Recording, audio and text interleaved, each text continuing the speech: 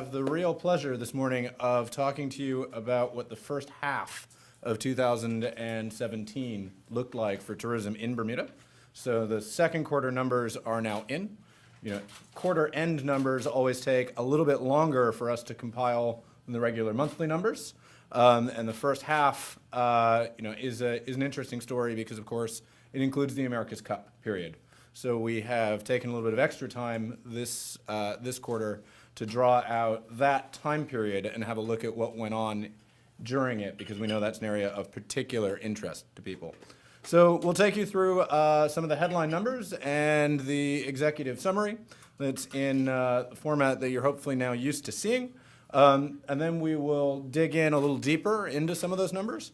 And then we'll talk about some of the wins that we've had in that 6 months, both off-island in terms of our marketing and promotion of Bermuda, as well as on-island with the product and experience team in some of the improvements that we're making in the visitor experience here in Bermuda. So if we move on to the headlines, June was another gangbuster month for leisure air arrivals. So we were up 16% over the course of the month. And I know there'd been a lot of speculation about how would this compare to June last year. The results really speak for themselves. In the month, we were up 16%. That makes 6 consecutive quarters of growth for tourism, which is really a phenomenal run of results. Long may it continue that way.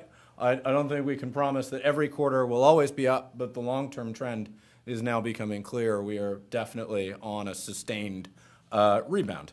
So those 6 quarters, if we look at it month by month, every quarter has been up by either close to or strong double digits. The first half of this year, we're obviously well above the first half of last year, even in terms of the growth rate. So by the time you think about that growth as compounding, that's a really spectacular year-on-year comparison. And visitor arrivals are up. We know that's the number everybody likes to see. But the number that we believe is far more important is actually visitor spending. And that's up. That's been up by even more. So if you look at the growth rates that we're seeing in spending quarter on quarter, those have accelerated by even more. And this is important because while sort of seeing more and more visitors arriving at our airport is a nice sign of the rebound. Ooh, oh dear. What makes it really valuable to Bermuda is what those visitors are spending here on the island in local businesses and in our hotels and on the various excursions and experiences that Bermudian entrepreneurs are offering. So this is the money that's flowing directly into Bermuda's economy. If we look at what's fueling that growth, it continues to be the story that we told you about at the end of the first quarter. So the growth is coming overwhelmingly from younger, more experiential visitors. So 78% of the growth that we saw in tourism in the first half of the year came from visitors who are 45 or younger. So if we look at what that looks like in summary, we have air arrivals up 16%, overwhelmingly younger visitors. We have leisure spending up 31%, which is an extra $30 million almost that's flowing into the local economy. Our hotels have had a really strong first half, with hotel occupancy up 13%, and with RevPAR, which is revenue per available hotel room, so the amount of money that each hotel is making per room that it has available to guests, is up by an incredible 27%. And we'll dig more into those numbers a little bit later to talk about what's going on. And then in addition to the executive summary from what we normally show you, we have been looking at what's been going on with super yachts. Of course, that's a real area of interest in America's Cup. Super yacht visits to Bermuda are up by a whopping 107%. And we'll talk a little bit more about that as well. So we know that the America's Cup period is a time period of particular interest to you. So what we've done is we have recut the data that we normally show, because normally we show you monthly data and we show you quarterly data. So we've recut the data to show you what the America's Cup period looks like. So this is looking at what happened in Bermuda between May 26th and June 30th of this year. And what you see during that time period is that leisure air arrivals were up by 9%. there was a huge spike in visitors who are visiting friends and relatives, so what are called VFR visitors. So these are people who are not staying in hotels or vacation rentals, but are actually here to visit friends and relatives, and we suspect to see some of the America's Cup while they were here. So that was up an astonishing 54% year on year. So many of us, myself included, had guests in our home during that time period. And before we discount those visitors, it's worth recognizing that while they might not have paid for their accommodation, they will have spent significantly while they were here on the island. So we had 19,000 first-time visitors to the island, and as we get into where those visitors came from, they came from a much broader cross-section of source markets for Bermuda than we usually see. That's up 17%. Cruise arrivals were up 18%, and while we didn't wind up with a dedicated cruise ship in Bermuda during that period, we did have America's Cup cruises, and of course the America's Cup was promoted to cruise visitors during that time. And then as we talked about, we said that super yachts are way up year on year. If we look just at the America's Cup period, we in fact had at least 100 super yachts that we talked about expecting, which is a 133% increase on a year ago.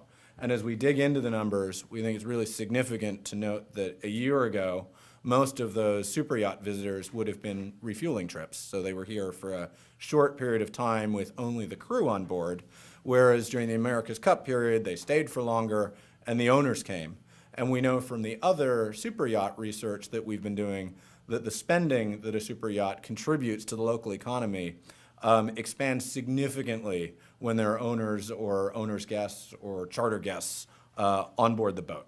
So as we dig in a little bit to the numbers, let's look first at spending, because that's obviously the area that we believe is most important. So I told you that leisure air arrival spending was up by a healthy 30%. Actually, in the first half of the year, all spending is up.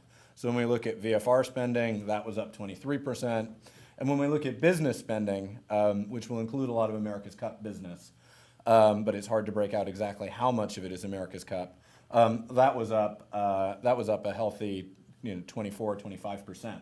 So this is the first time in a long time we've seen all of those numbers move in the right direction. So as we look at the contribution that the tourism sector is making to the economy in the first half of the year, including all categories, actually visitor spending contributed an extra $40 million to Bermuda over what it did a year ago. So that is a really spectacular result. If we look at that in pure volume, which is on the next page, again, all categories grew: vacation and leisure, business, and VFR, but by less than the total amount of spending, and that's reflected, I think, in both the higher hotel rates that we saw that we'll dig into a little bit later, as well as all the other things that those visitors were doing while they were here on the island. We told you about age and younger visitors, and we said that 78% of that growth was coming from visitors under 45. If you look at how that breaks down by age group, it really is that 25 to 44-year-old, and in particular 25 to 34-year-olds that are driving the younger visitors to Bermuda. So that is really great to see. Our mission is to attract a younger, more experiential visitor to Bermuda, and we are clearly seeing results there. So, does anyone have any questions about that before we move on? All right. Let's talk about our hotels. Where I believe the story is overwhelmingly good news, despite some of the press reports that came out in the month of June itself. So I told you that hotel occupancy was up 13%, and that RevPAR, which is that revenue per available hotel room, was up 27%. That, by the way, if we look just at June, which I know was an area of question, occupancy was flat year on year, but RevPAR was up by 29%. So our hotels managed to raise their prices significantly Because remember that June is a high season month anyway. So rates would have already been significantly higher in June than they were in prior months. And they managed to raise them 29% on what they were the year before and maintain occupancy. So, we believe that that's actually a really good news story for Bermuda. Now, the benefits of an increase did not necessarily flow to, everyone equally. So we know, and we'll dig into in a little bit later, for example, that there was more single occupancy. For example, we also had some no-shows. So while hotel revenue went up, and we know that Bermuda's bartenders had a fantastic month, we have heard anecdotal stories that some housekeepers did not. And so I do think it is not a perfect story, but it is a good news story. And we should also remember that actually our hotels have been unprofitable for many years. So the extra revenue that they're bringing in this summer will go largely towards much needed investment and improvements in our hotel product. So we were really pleased to see that while occupancy was the same, revenue for our hotels was up so significantly. Any questions about that? Is there concern that the increasing price of hotels will in the long term perhaps hinder the growth of the tourism sector? So we'll see what happens to RevPAR and what's called ADR, which is average daily rate, over the next few months in the winter. One of the things that we've been working with our hotel partners to do is to think about revenue optimization more. So if you go back 30 years ago or even 15, many of our hotel partners had a high season rate and a low season rate. And what we have in the age of online travel agents and real-time booking is that actually pricing can be much more dynamic and responsive to demand. So actually what we hope is that this is the catalyst for our hotels becoming much more adaptable in their pricing to what the demand levels are. We would like to see them filling more rooms at lower prices in winter and extracting more value in high demand months in summer. So, we'll see what they do over the next few months. Do the airlines also raise their fares during the same? So we don't collect and report data on what the average fare is to Bermuda. Certainly not longitudinally over time.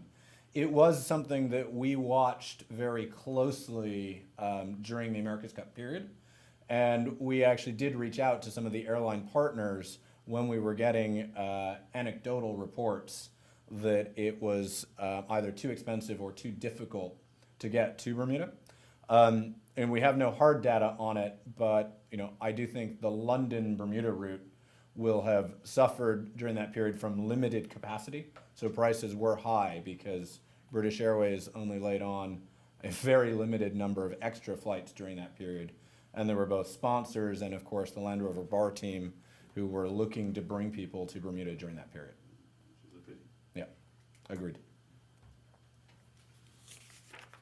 Okay. One of the standout successes during this period has been the vacation rental market. So this is obviously an area that we have been pushing very hard to help grow this space as well as to improve the regulatory framework and legislative environment that it exists in, which today is a bit of a gray space. And so we've started reporting only this year on how the vacation rental market is doing. And the answer is it is also just growing spectacularly. So the percent of our visitors, so of all the people landing in Bermuda, the number of our visitors who are choosing to stay in a vacation rental property is actually up 47% year on year. And their average length of stay was actually up an incredible 28%. So a whole lot more people chose vacation rental, and they chose to stay longer. And that's been enabled by a huge increase in the supply of vacation rental that we've seen in Bermuda since we signed an agreement with Airbnb, and of course since Bermudian homeowners became very aware of the opportunity that existed in the run-up to the America's Cup. So there's definitely an America's Cup effect here, but we've been monitoring in particular how Airbnb is doing post America's Cup, and it looks like this is a trend that will continue just not necessarily at the kind of rates that we've seen in the first half of the year. With vacation rental increasing so significantly, it does raise questions about, well, how does that compare to how our hotels are doing? So are our hotels being cannibalized by the increasing vacation rental market? So we took a look at that for you as well. And I think what's interesting is we do see a larger number of absolute visitors. So let's not talk percentages for a minute. Let's look at the absolute number of visitors who are choosing vacation rental. That was up from 7,300 at this period point last year to 12,400 this year. So that's an increase of almost 70%, which means that of all visitors, the percent that we're choosing was up as well. But the absolute number of people who were choosing a hotel stay was up as well. So that was up from 76,000 to almost 79,000, or a 3.5% increase.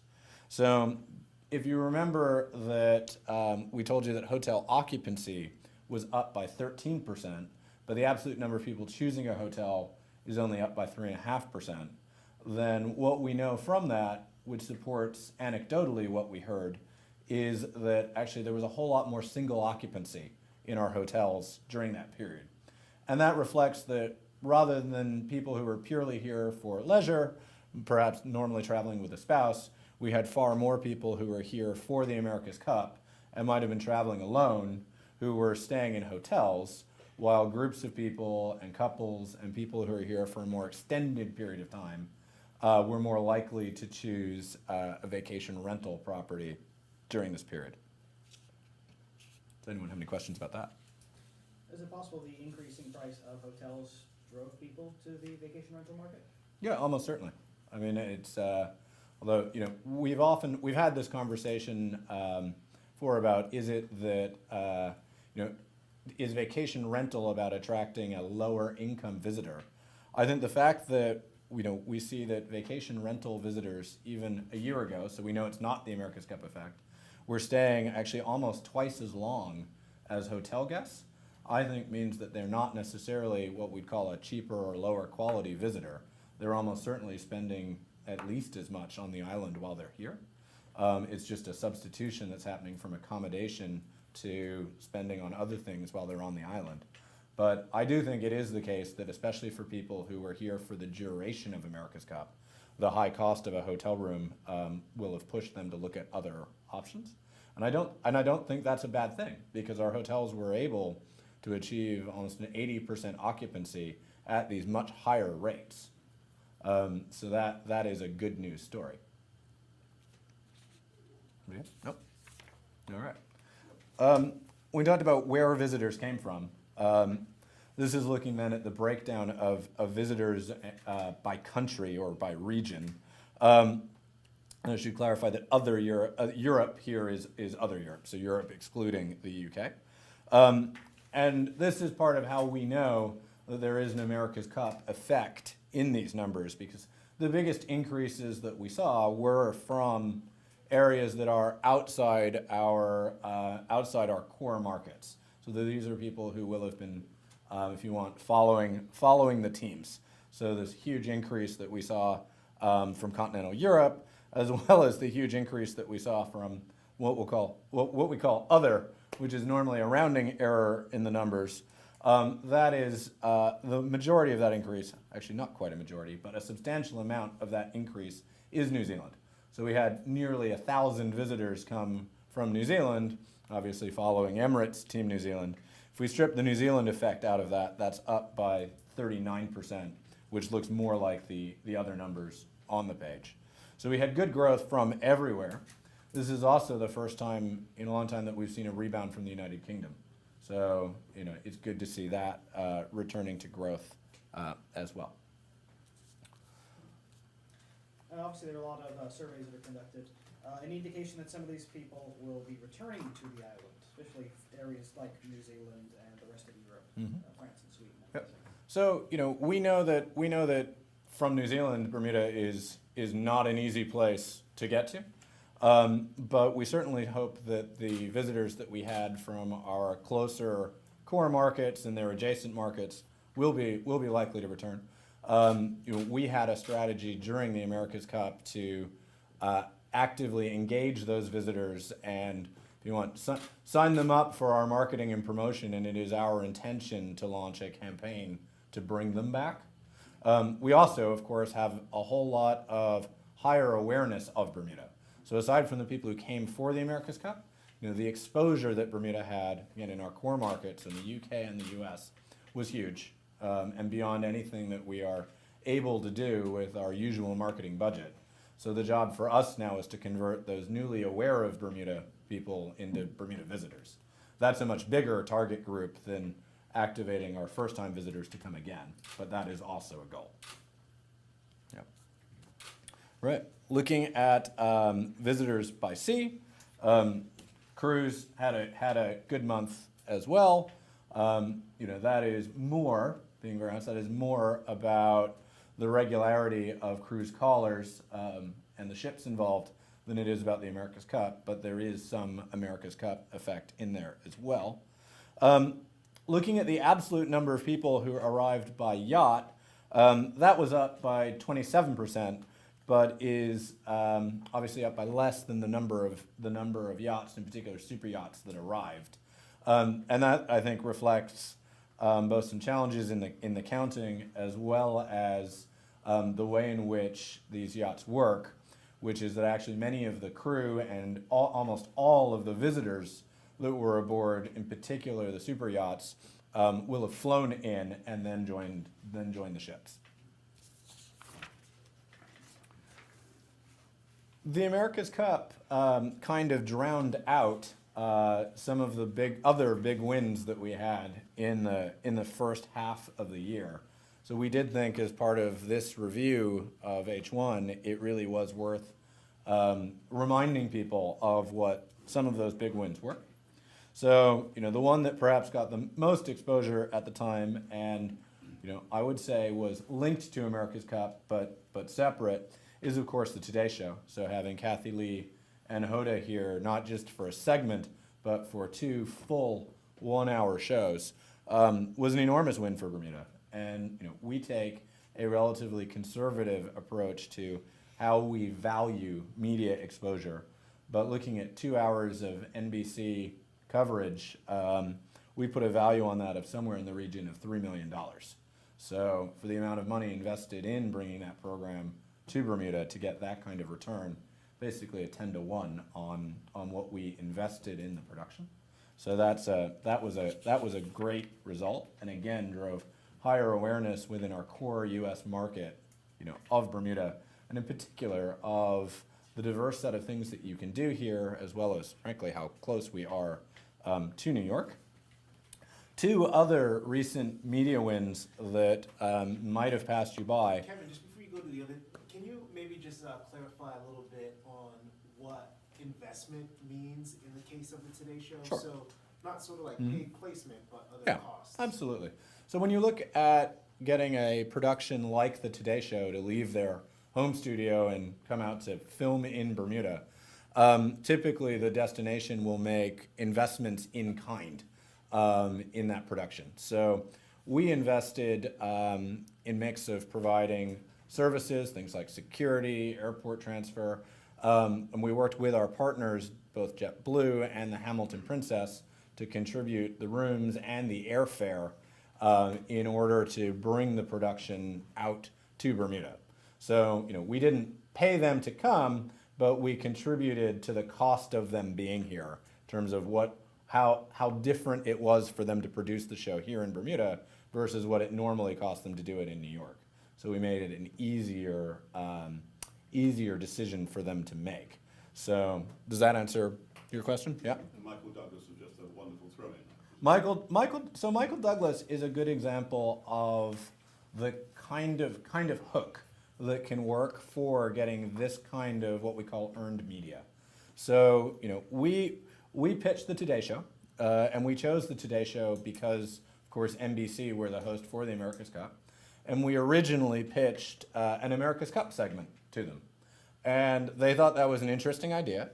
And then as we started to talk to them about the cost of getting them out to Bermuda, it was pretty clear to everybody that it made a lot more sense to do a whole show rather than just a segment. And then, of course, one show grew to 2 shows.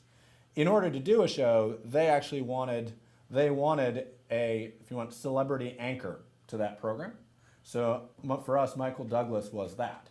So if we hadn't had Michael Douglas give very kindly of his time and name, we might not have got the Today Show. They may have not agreed to come.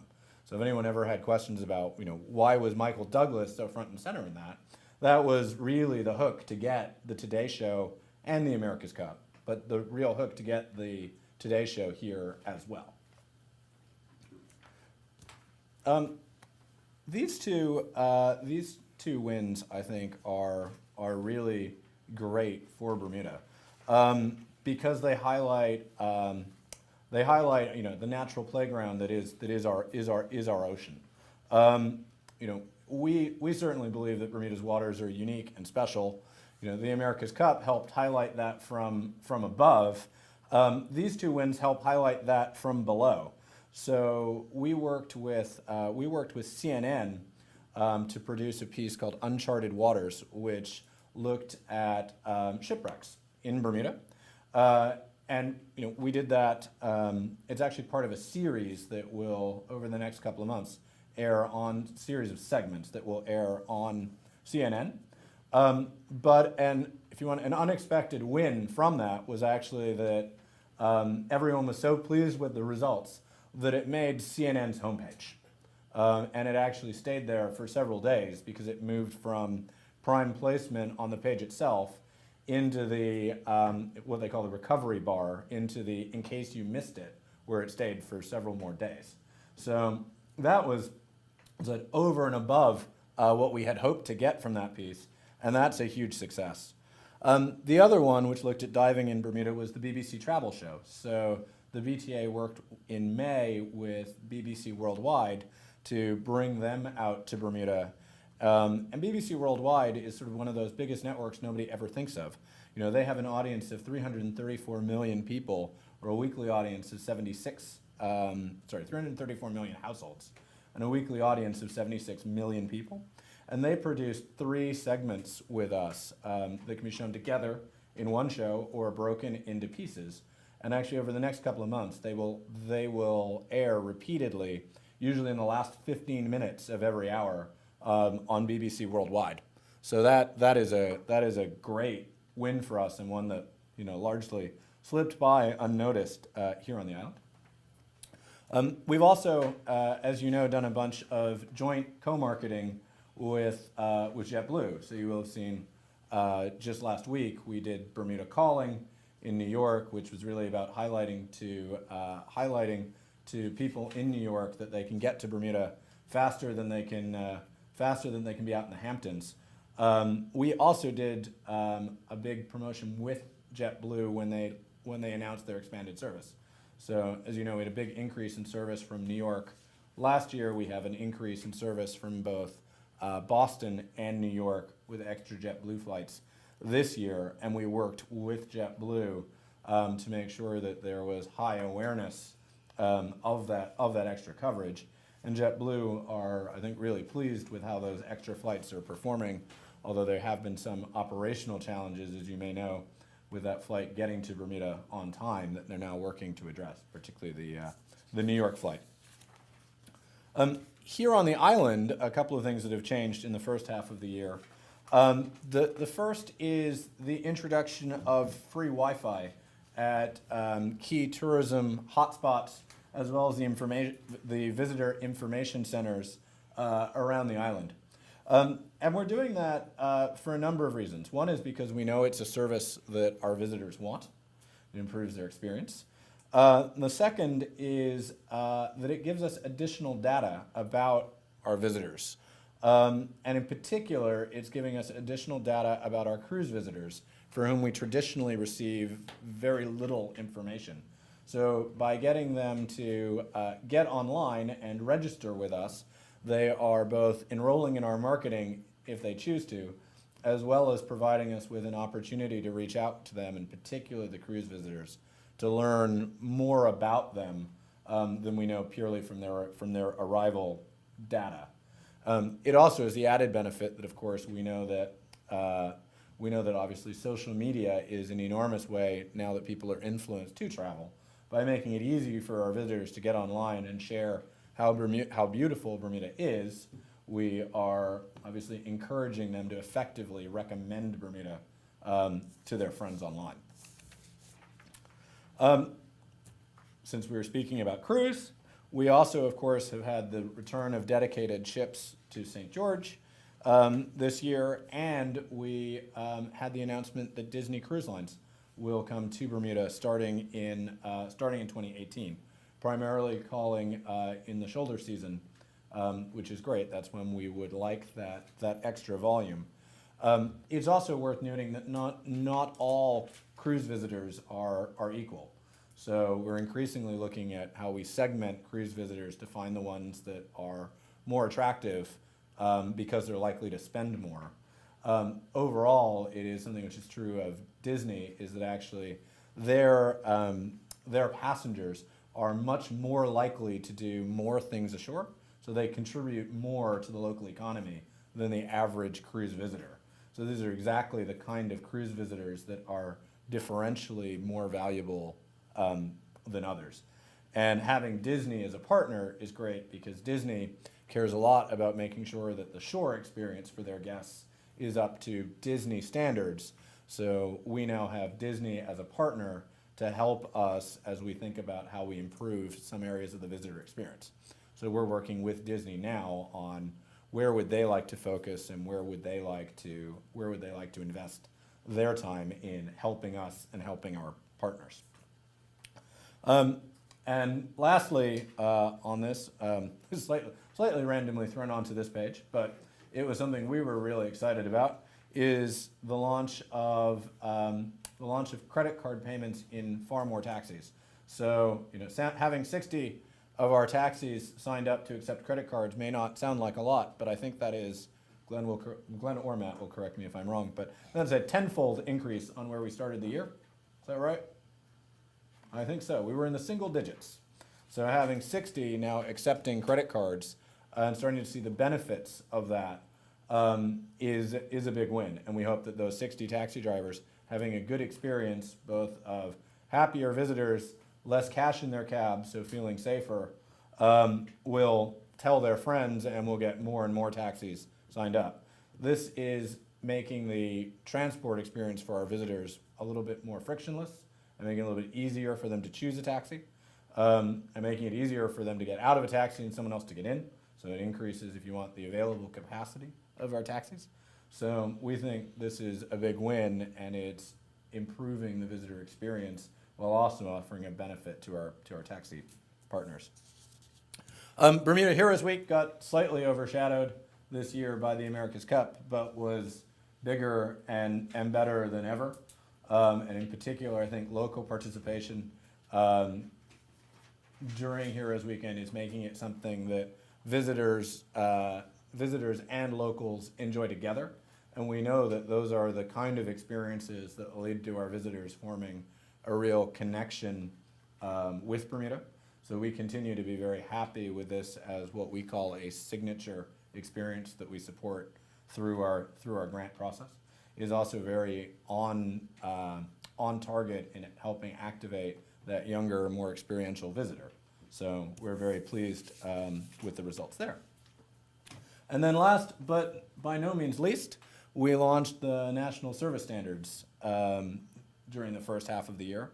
And 7 local companies have now been through the process completely to achieve National Service Standard certification. So these are 7 businesses that we know deliver the highest quality customer service as it was defined and agreed by the working group that worked on this. And it's great to see such a diverse group of Bermuda's service providers. So, everything from businesses like 27th Century Boutique that I think has been in business 40 if not 50 years and caters largely to local audience, to somebody like Alexandra Mosier, who of course has a much more visitor-oriented business. And indeed, even people like Dolphin Quest, which are real visitor attractions as well. And there's a huge batch of businesses, including now some of our hotels, that are going through this process now for the next certification period. So this is an area that we expect to continue to grow. And we know that raising service standards is one of the keys to improving the visitor experience. So that was all we had for you. Questions? Questions, answers? We understand you met with the new Minister of Tourism very recently, David maybe. What did you think of the conversation? What issues came up? So we met last week with the new minister and of course the new premier. And for us, it's very pleasing that the new minister is the former shadow minister because we've had an ongoing working relationship with him. I think it's worth noting that since the BTA was created, we're on our second government and we're on our third tourism minister. And one of the reasons that the BTA was created was that in the past, a new minister always meant a new direction. And our strategy remains largely unchanged. We worked very hard to earn bipartisan support, and we will continue to do that. So we'll work with both the government, our new minister, and our new shadow minister to make sure that we continue that bipartisan support on our shared priorities going forward. No concerns about a change of power base? No. Now, obviously, there were some legislation elements that the BTA were trying to get passed over to the House. Any word on whether the new government is accepting of those? So we did put out our post-election statement before the election. When we sat down to say, what would our message be to the new government, whoever that was, we realized that it was actually exactly the same, no matter what the outcome of the election was. So we decided we'd go ahead and jump the gun a little bit and put it out before the election actually happened. Those priorities, I think it's pleasing to say, many elements of them were in both parties' platforms. So, our meeting last week with the minister and the premier were to talk through those and to start to get into some of the details of where we were with the previous government and how we might pick up now with the new government. So in some areas, there's obviously some resetting to do of where they were perhaps not as engaged. And with others, actually, they are perhaps ahead of where the previous government was. So we look forward to working with the minister on those going forward. Now, one thing that's not mentioned so much in here is advanced bookings. How are advanced bookings looking for the fall and winter? So the second half of the year looks really strong. So we think we are on track to finish the year kind of well into double digits. Great. Perfect. Thank you very much. Now, obviously, next year when this time comes around, without the America's Cup, how do you think the tourism figures are going to look? So obviously comparing, when we looked year on year at the first half of last year versus the first half of this year, there is a huge jump in the percentage increases, which of course generates even bigger absolute increases. There is no doubt that the first half of this year will be a very hard act to follow in the first half of next year. But we talked before about the long-term trend. I'm not going to promise that every quarter will always be up, but I believe we are on a sustained path to a long-term recovery. Any indications that it's already built on your sports tourism, for example? So sports tourism is obviously doing very well. Sports tourism, of course, sports tourism is, what's the right way to explain this? Sports tourism is group oriented. So sports tourism obviously the needle moves in big chunks. One big group can meaningfully change the numbers, especially in first quarter of the year. So, at this juncture, it's probably too soon to say what the sports effect will be next year. But we're certainly pleased with the long-term trend there as well. And obviously very excited to have Saracens here on the island this weekend as well. So, between them and all the other wins we've had this year, we think there's a really strong base to build on. Conversations on American Cup level for the future?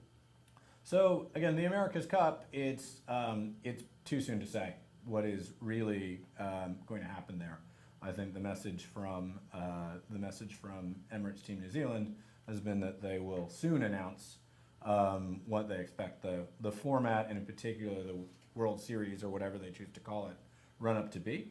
But there is no doubt that Bermuda has now established itself on the world sailing stage, and we are in conversations with a number of boat classes and a number of regattas around what might be possible in Bermuda in the future.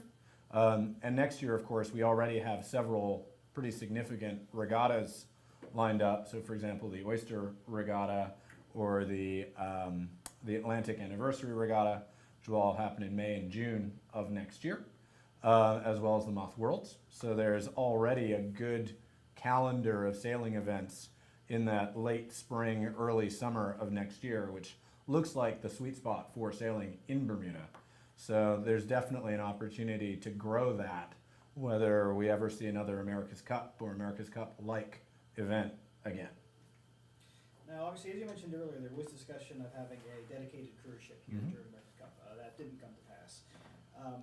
With that and the other statistics, obviously, while they are positive, did the America's Cup meet expectations for the Bermuda Tourism Authority? So for the Bermuda Tourism Authority, it undoubtedly met our expectations, because our expectations were always much more about what it could do in the long term for Bermuda through exposure than for us what it would mean in the month itself.